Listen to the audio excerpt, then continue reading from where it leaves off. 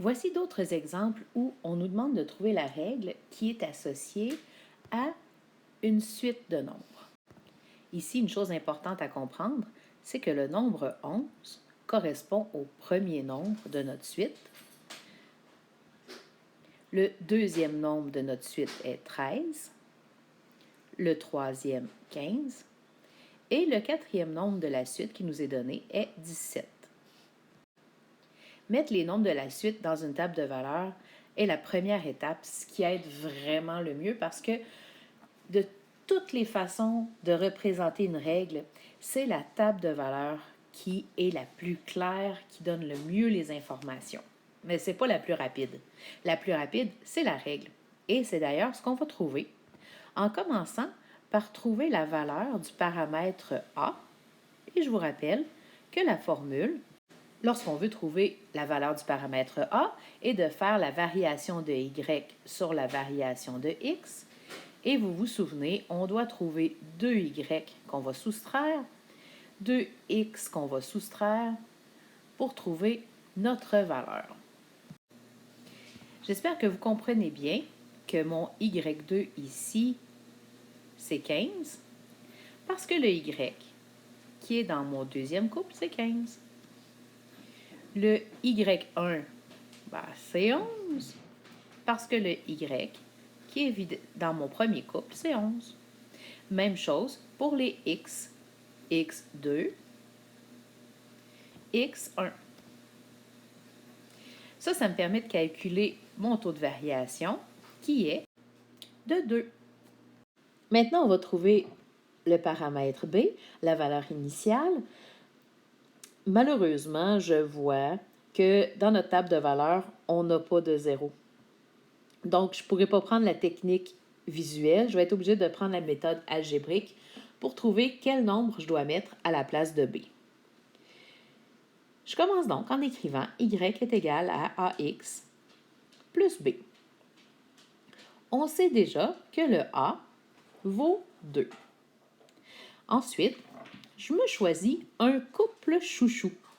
Mon couple chouchou, c'est celui-là. 3, 15. Pourquoi c'est lui? Aucune raison. Le Y, c'est 15. Le Y, c'est 15. Le X, c'est 3. Le X, je viens de remplacer par 3. Là, je n'ai pas 23, là. J'ai 2 fois 3. Et le B, je ne sais pas c'est quoi, donc plus B. Voici, je viens de faire la substitution avec le X3 et le Y15 de mon couple chouchou et le A2 que j'avais déjà trouvé. Maintenant, si je calcule, j'ai que 15 est égal à 6 plus B. Puis là, on peut faire des calculs algébriques pour trouver, oh mon Dieu, à quoi B est égal, ou on peut y aller intuitivement.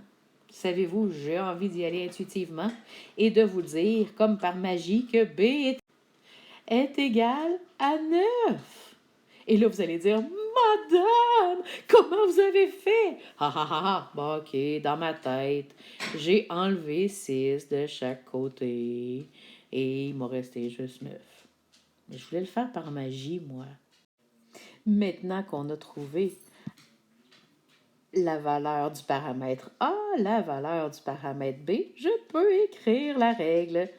La règle, ça va être Y qui est égal à A2. Le A, je le remplace par 2.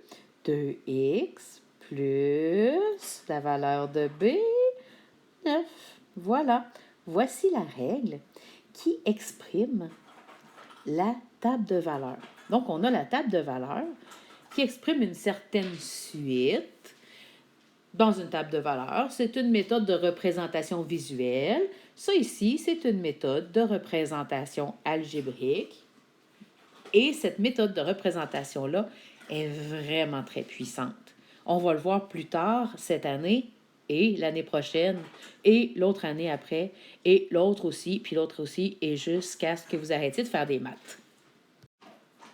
Une autre façon de représenter une situation, c'est dans un graphique. Voyez-vous, dans ce graphique-ci, lorsque mon x est égal à 0, mon y est égal à 10. Lorsque mon x est égal à 1, le y est égal à 20. Lorsque mon x est égal à 2, le y est égal à 30. Autre point intéressant, c'est quand x est égal à 3, où le y est égal à 40, et quand le x est égal à 4, le y est égal à 50. Tous ces points-là, on peut venir les inscrire dans la table de valeurs. Effectivement, quand x est égal à 1, y est égal à 20.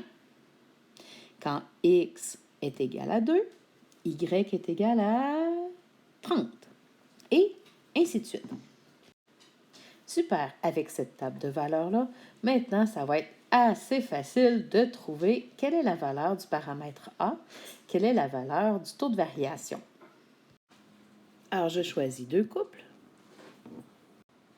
Ça me permet d'écrire le Y2, le Y1 et ainsi de suite.